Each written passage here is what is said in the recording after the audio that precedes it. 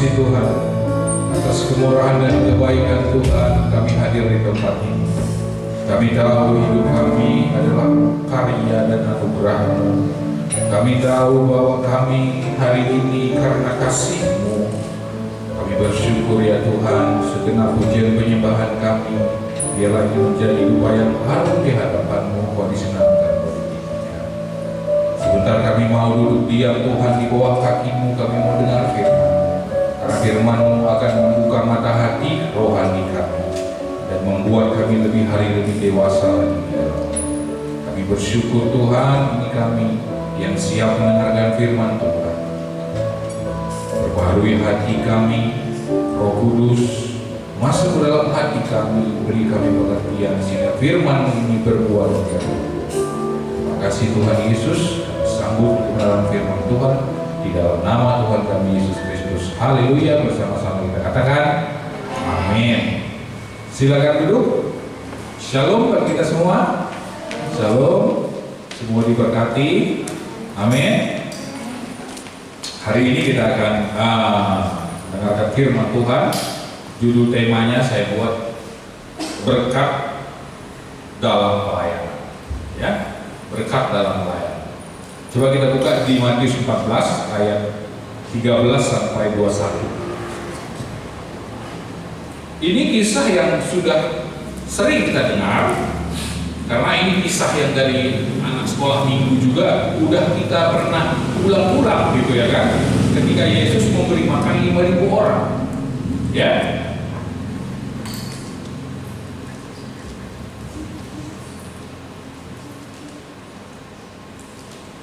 Ini ada 1, 2, 3, 4, 5, 6, 7, 8, 9. Oh, kita baca berganti-gantian aja lah ya.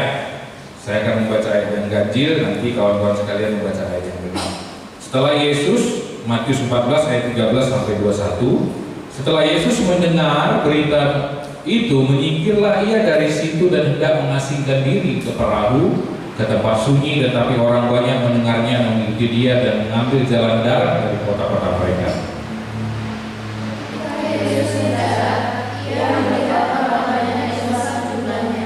Maka geraklah hatinya oleh belas kasihan kepada mereka, dan ia menyembuhkan mereka yang sakit. 15.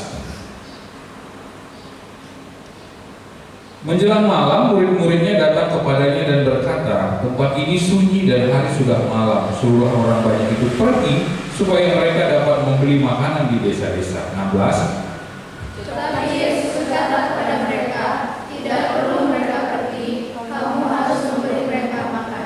Jawab mereka, yang ada pada kami di sini hanya 5 roti dan 2 ikan. 18.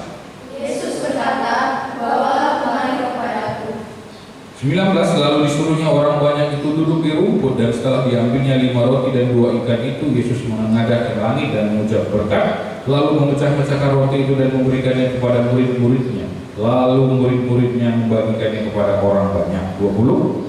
Dan mereka semuanya makan sampai kenyang. Kemudian orang mengumpulkan potongan-potongan roti yang sisa 12 bakul penuh. Yang ikut makan kira-kira 5.000 laki-laki, tidak termasuk perempuan dan anak. Ya, saya akan mengambil tema di sini adalah berkat dalam pelayanan. Pelayanan itu adalah sebuah kewajiban, ya kan? Ketika kita sudah diselamatkan oleh Tuhan, ketika Tuhan sudah menarik kita dari lembah dosa, kita wajib yang namanya pelayanan. Ya, banyak orang risih akan pelayanan. Saya belum kudus Pak, saya belum dewasa Pak, saya belum bisa ini, belum bisa itu, dengan banyak alasan orang seringkali menolak yang namanya pelayanan. Pelayanan itu luas, bukan hanya berbicara di depan mimbar ini, itu pelayanan, bukan hanya bermain musik, itu pelayanan. Banyak hal-hal yang menyukakan hati Tuhan, hal-hal yang membuat orang percaya itu adalah sebuah pelayanan. Katakan amin. Ya, kita menginjili orang, kita menasihati teman kita, ada teman kita dalam kesusahan, kita dengarkan, kita nasihati, itu sebuah pelayanan. Ya, pelayanan itu universal, luas sekali. Yang pertama, saya mau katakan pelayanan itu adalah kehendak Tuhan. Pelayanan itu adalah kehendak, bukan keinginan daging. Kita baca sekali lagi. Lihat. Kalau keinginan daging, di sini Filipus, nanti baca ya, Filipus yang berkata ini, dia berkata berkata begini, menjelang malam 15 murid-muridnya datang kepada dan berkata, tempat ini sunyi. Ya, ini keinginan daging. Kita melihat kondisi, kita melihat situasi. Hari sudah malam.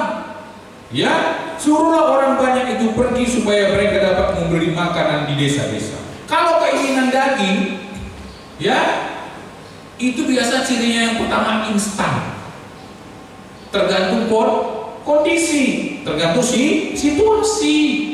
Udah malam, udah sunyi, orang banyak datang. Lalu Filipus, dia dengan keinginan dagingnya, dia dengan keinginan manusianya berkata, udahlah Tuhan, suruh aja orang ini pergi, biar orang ini beli makanan di desa-desanya.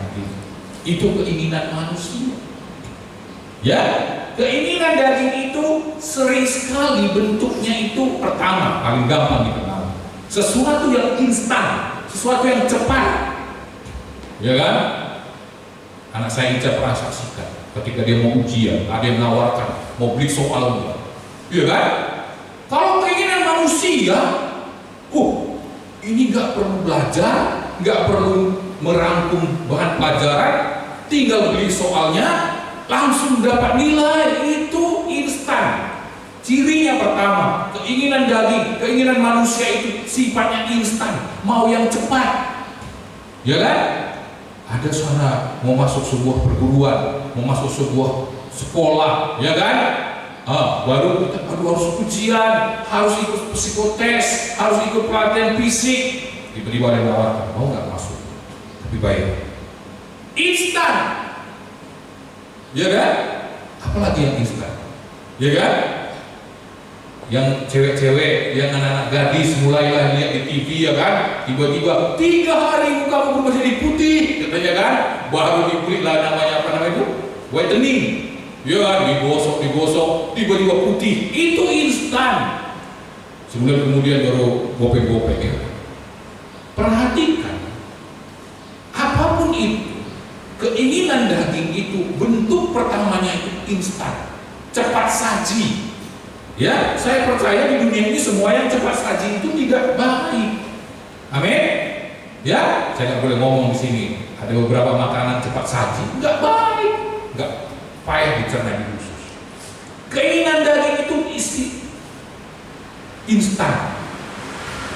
Yang kedua cirinya, keinginan daging itu kadang-kadang bertolak belakang dengan hati nurani kita. Ya, ketika kita mau ingin melakukannya, ini jantung ini budak yang di dalamnya kan, pijing enggak. Ya kan? Begitu juga ketika kita memilih pasangan. Jangan pilih pasangan yang instan. Lihat di Facebook, ganteng nih, ya kan? Rambutnya pirang nih, gitu ya kan? Yang cewek, yang cowok juga gitu kan? Wih, cantik nih, ya kan? Glowing nih, gitu kan? Langsung WA, yuk ketemuan yuk. Sesuatu yang instan. Kalau zaman saya dulu pacaran ya, sama Mama Ice, enggak gampang itu. Berminggu-minggu itu wow, di telepon, di mana, apa kabar, begini. Itu prosesnya panjang. Perhatikan, keinginan Tuhan, kehendak Tuhan itu butuh proses. Amin. Keinginan Tuhan, kehendak Tuhan itu butuh proses. Jadi di dalam Tuhan itu jangan suka yang instan-instan. Ya, keinginan kehendak Tuhan itu butuh proses. Cirinya kehendak Tuhan itu ada proses yang panjang. Karena di dalam proses itu akan melekatkan yang namanya keabadian. Amin. Ya, coba perhatikan. Sesuatu yang payah kita lakukan. Ini udah belajar, ini udah luar biasa. Saya pernah saksikan. Saya waktu kita terbatas ya, cepat ya. Saya pernah ujian mata kuliah itu namanya mata kuliah karena saya kan bangunan. Mata kuliahnya namanya mata kuliah beton. Ini beton. Wah, saya anggap enteng. Saya bisa kok, gitu kan? Gak usah belajar lah. Ada abang-abang semua kok yang bisa bantu, gitu kan? Pas ujian, tiba-tiba blank, kosong. Yang dipelajari apa, yang keluar apa, gitu kan? Saya lihat dosennya, betul nggak dosennya? Nggak salah masuk kelas aku ini. Betul. Tapi bisa saya jawab, nilainya D, tidak lulus. Woi, saya berdoa sama Tuhan, Tuhan, sepertinya gampang ya Tuhan. Tuhan ingatkan, sesuatu yang instan itu tidak akan pernah abadi dalam hidup kita. Dan sejak saat itu, ya kan? Dan sejak saat itu saya belajar. Aduh, ya betul ya. Saya nggak lulus, saya malu dengan teman-teman. Saya belajar, saya ambil buku, saya pergi ke titik gantung. Saya ada di gantung. Masih ada ya? Nah, saya pergi ke titik gantung. Saya beli buku-buku bekas, saya pelajarin semuanya. Saya belajar selama beberapa bulan untuk belajar yang namanya ilmu beton ini. Belajar hingga saya mengulang mata kuliah itu. Dan ketika ujian, saya gampang menjawab. Ya kan? Ketika saya mengulang itu, saya menyukai prosesnya. Saya senang dengan prosesnya, saya belajar dan sampai hari ini. Itulah yang memberikan saya rezeki. Itulah yang mendatangkan uang dalam kehidupan kita. Amin. Dalam kehidupan ini, kehendak Tuhan itu sepertinya butuh proses. Kalau ada kita mendekati cewek dan cowok, mana cowok? Coba yang cowok lambaikan tangan. Mana yang cowok ini? Angkat tangan dulu ya, abang yang belum ada pasangannya, angkat tangan dulu. Kalau kita mendekati cewek itu prosesnya panjang, sulit, rumit, berliku-liku. Wah, ini bagus diperjuangkan ini. Ini pasti sesuatu yang, ya kan? Karena emas, perak dan permata itu prosesnya panjang. Ya, emas itu dilebur supaya menjadi sesuatu yang bernilai. Kehendak Tuhan sesuatu yang bernilai itu harus prosesnya panjang supaya melekatkan yang namanya keabadian. Amin. Amin. Jadi kalau ada kenalan sama cowok sama cewek instan, di mana jumpa yuk, oke sampai sana makan sebentar, udah kita jadian, bahaya. Ini apa ini sekarang? Ini Kentucky Fried Chicken, ya kan? Itu bahaya. Question mark, tanda tanya. Sesuatu yang instan cepat terjadi, cepat juga hilang. Tapi kalau prosesnya udah didekati, diikuti ke gereja, diprototin, ditelepon selama berbulan-bulan akan jadi best. Akhirnya itu yang permanen. Amin. Haleluya. Banyak menatap saya dengan betul ya Bang, ya kan? Iya. Ini firman Tuhan. Jadi pelayanan itu adalah kehendak Tuhan. Ya. Kehendak Tuhan itu sepertinya sulit prosesnya. Bayangkan bagaimana 12 orang memberi makan 5.000 orang itu butuh. Berat itu. 5.000 men. Satu jambur namakan ya. Ingat ya. Satu jambur namakan itu dikasih makan 12 orang. Berat. Kehendak Tuhan itu. Sepertinya. Ya. Bagaimana? Itu kehendak Tuhan, butuh proses di sana. Kalau kehendak kita udahlah cateringkan aja, kita bilang ya kan, bayarin aja orang nanti ngeladeni ya. Bayar aja. Itu kehendak manusia, tapi kehendak Tuhan berbeda. Pelayanan itu adalah kehendak Tuhan, butuh proses. Dulu cepatnya waktu berlalu, nulisin lagi ya. Yang kedua, pelayanan itu adalah sesuatu yang gampang. Wah, ini dia. Sesuatu yang mudah. Ya, tidak ada yang kesulitan di sana. Buktinya, Tuhan tanya, apa yang ada padamu? Saya cuma punya 5 roti dan 2 ikan Tuhan. Saya nggak punya rendang, saya nggak punya ini. Apa Tuhan berkata, kau harus gandalkan nasi 5 tempat tubuhmu? Enggak. Pelayanan itu sesuatu yang gampang, sesuatu yang easy, mudah dikerjakan karena Tuhan tanya, apa yang ada padamu? Tuhan, aku cuma punya 5 roti dan 2 ikan, ya kan? Tuhan tanya sama kita semua di tempat ini, apa yang ada? Tuhan gak bilang kau harus pandai main keyboard, kau harus pandai berkhotbah. Tidak. Tuhan tanya, apa yang ada padamu? Tuhan, aku hanya bisa menari. Ayo menari bagi Tuhan. Tuhan, aku hanya bisa bermain gitar. Ayo bermain gitar untuk Tuhan. Amin. Tuhan, aku hanya bisa tersenyum. Ayo Tuhan. Jadi penerima tamu. Senyum, salam. Ya kan? Jangan cemberut, salam. Takut orang. Salam, apa kabar? Datang yuk ya. Tuhan tanya sama kita, anak Tuhan di tempat ini. Apa yang ada sama kita? Tuhan tak tuntut kita. Ya, Tuhan gak tuntut kita. Alena harus khotbah dulu ya baru bisa melayani. Jangan, Tuhan tanya sama Alena bisa apa? Menari begitu kan. Olimpia bisa apa? Olimpia, saya bisa ngomong Pak, saya bisa berkhotbah bagi Tuhan. Tuhan gak minta banyak, Tuhan hanya minta kerelaan hati dan Tuhan tanya apa yang ada. Ya, amin. Pelayanan itu gak susah, pelayanan itu gampang. Ya, tapi kalau gak susah pun, yang ketiga, melayani itu butuh perjuangan, butuh effort, butuh kerja keras, butuh hati, butuh pikiran. Kenapa saya bilang begitu?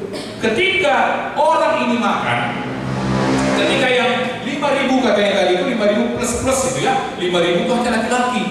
Ketika yang 5.000 makan ini, Tuhan, kami lapar Tuhan, gak kayak baru ada bilang, oh kalian lapar, beri mereka makan, ya kan? Panggilnya suara-suara, sini, ayo, apa yang ada padamu? 5 roti 2 ikan, ya, diberkati Tuhan, Tuhan taruh ke langit, haleluya, berkati makanan minuman jadi kekuatan bagi tubuh jasmani, haleluya, amin. Makanan itu berlimpah, nggak tahu bagaimana caranya makanan itu berlimpah.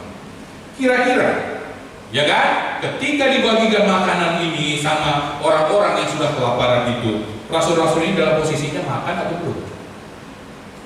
Belum.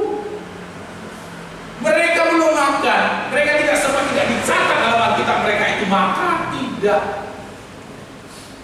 Mereka itu membagi-bagikannya. Aduh lapar ini. Kau aku lapar, kau buat makan ya. Kau lapar, mau makan. Aduh, yaudah makan. Ya kan? Butuh pengorbanan, butuh kerja keras.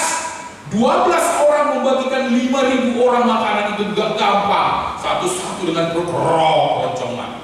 Aduh lapar ini. Udah makan dulu ya. Oke ya, nih ya makan ya. Sampai lalu enak juga nih kan. Baginya bagi-bagi.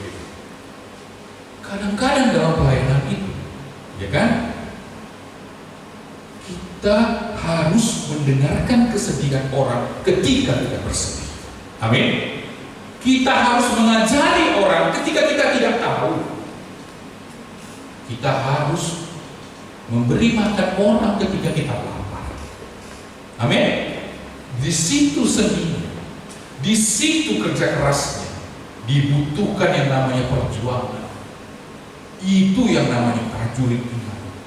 Ketika orang menangis, kita harus memberikan dia semangat, kita harus memberikan dia sukacita sementara kita bersedih. Ketika dia lapar, kita harus memberi dia makan, kita juga lapar.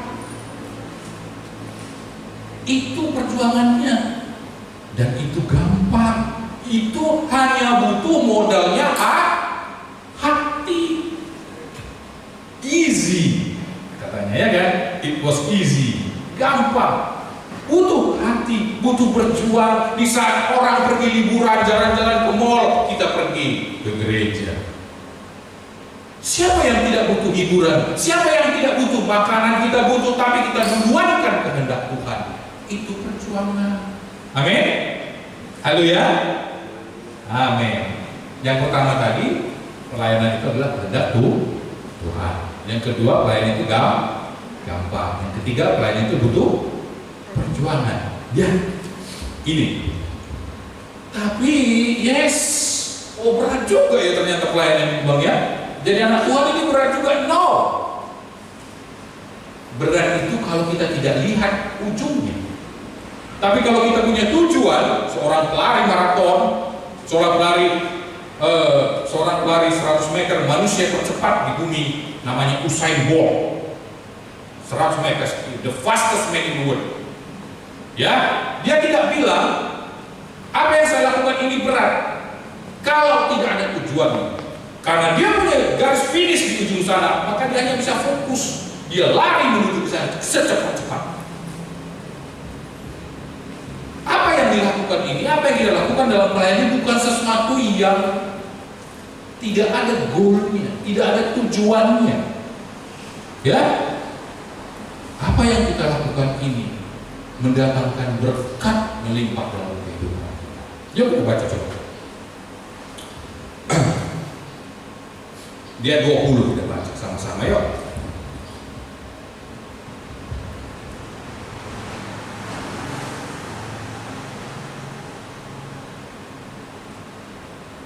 Ayat 19 tadi kita buktikan dulu bahwa murid-murid ini belum makan. Saya baca ya. Lalu disuruhnya orang banyak itu duduk di rumput, dan setelah diambilnya 5 roti dan 2 ikan, Yesus menengadah ke langit dan mengucap berkat, lalu memecah-mecahkan roti itu dan memberikannya kepada murid-muridnya. Memberikannya tidak disangka di sana. Lalu murid-muridnya memakan, tidak ada. Lalu murid-murid itu membagi-bagikan. Iya kan? Meskipun dia lapar, lapar. Tapi ketika Tuhan Yesus ini makanan bagi-bagikan, dia bagi-bagikan dulu. Oke? Berkatnya. Dia 20. Kita baca bersama-sama. 20 dan 21. Matius 14 ayat 20 dan 21. Sudah dapat? 2-3 ya. Dan mereka semuanya makan sampai kenyang. Kemudian orang mengumpulkan potongan-potongan roti yang sisa 12 bakul penuh. Yang ikut makan kira-kira 5.000 dan tidak termasuk.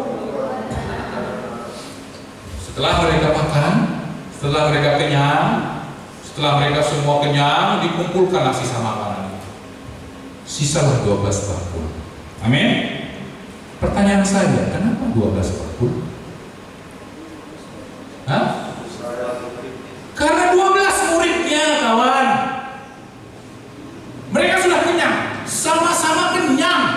Firman Tuhan katakan, mereka semua makan sampai kenyang. Tetapi ketika dikumpulkan ada 12 bakul sana sisa. Kenapa 12 bakul Tuhan? Karena 12 murid Tuhan Yesus. Itulah reward, itulah berkat dalam pelayanan. Kalau orang makan hanya sepotong roti dan sepotong ikan, ketika Tuhan memberkati orang-orang yang melayani, dia sediakan 1 bakul penuh untuk orang-orang yang melayani. Siapa yang nggak mau melayani?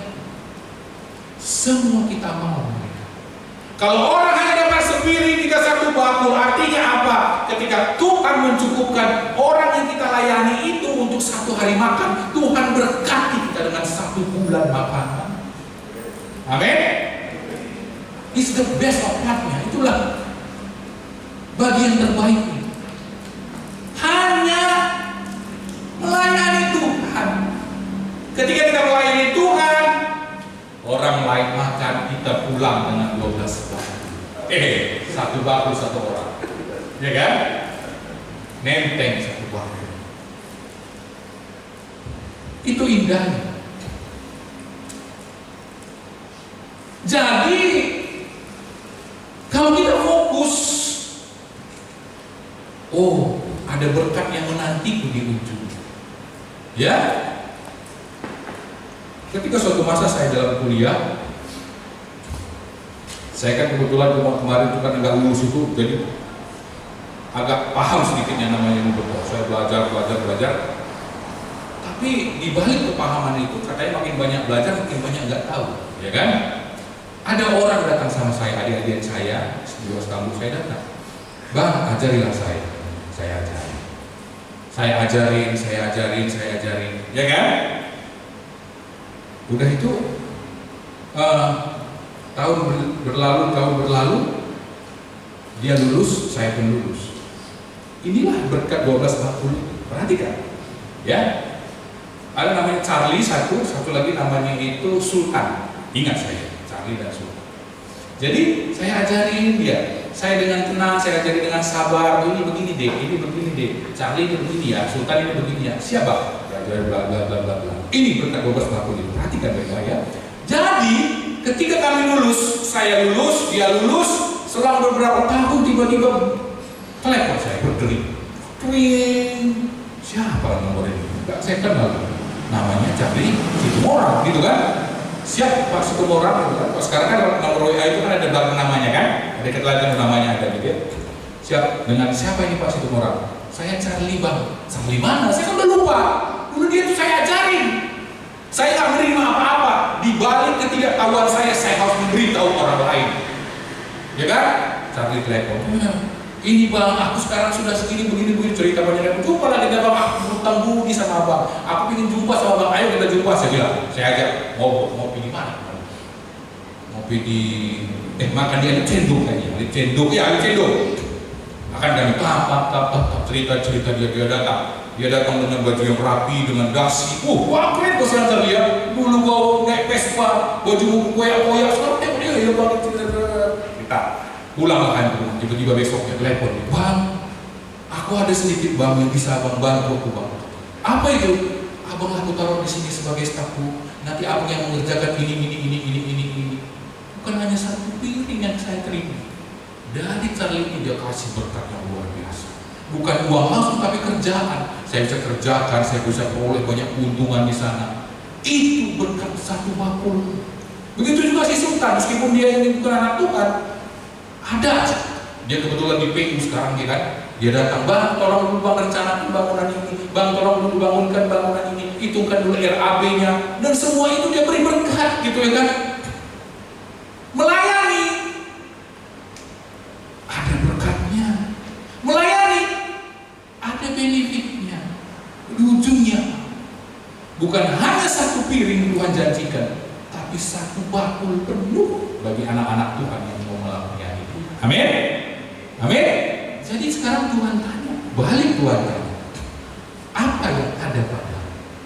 Tuhan, aku hanya punya mulutku berbicara. Latihlah hari ini, berdiri bersama saya di tempat ini. Tuhan, aku hanya bisa main gitar, itu pun 2 lagu, nggak apa-apa. Dia main 2 lagu. Jadi WLR bisa lagu apa? Lagu A dan lagu B, nggak apa-apa. Tapi Tuhan katakan, kalau itu yang kau bisa lakukan, maka Tuhan bisa lipat menjadi 12, menjadi 1 penuh bakul. Tuhan lipatkan berkat dalam kehidupan. Amin.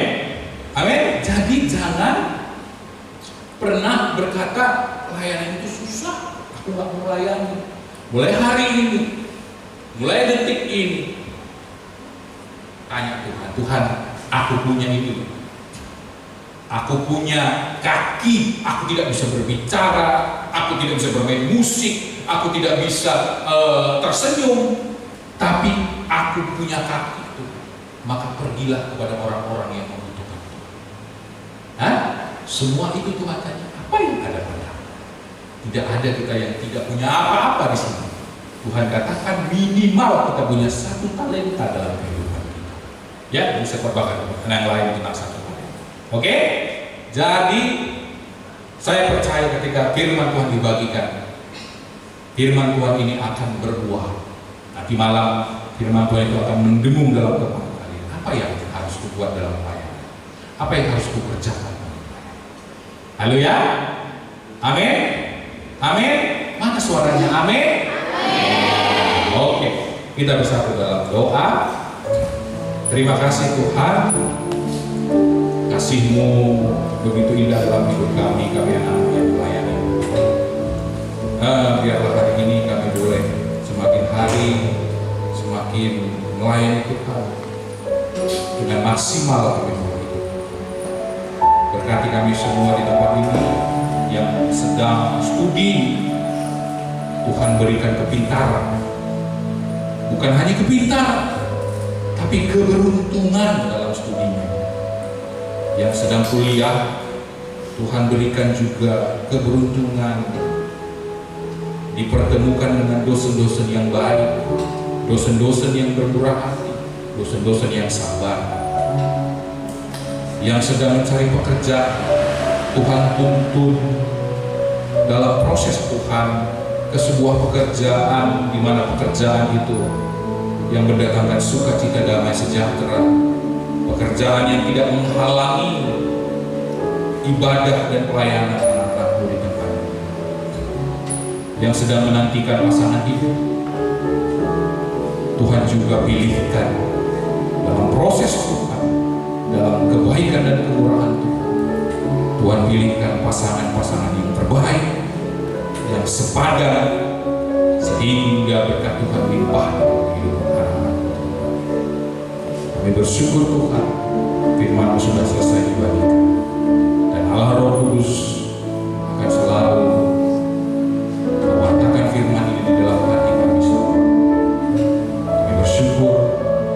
firman Tuhan.